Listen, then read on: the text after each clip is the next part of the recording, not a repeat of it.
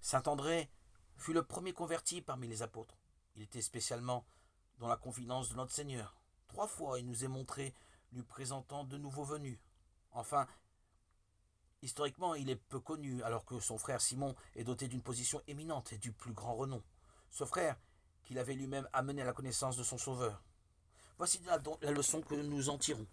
Les hommes qui font le plus de bruit dans le monde et qui paraissent être les agents principaux des bouleversements et des grands événements de l'histoire ne sont pas nécessairement les plus utiles à leur génération, ni les plus favorisés de Dieu.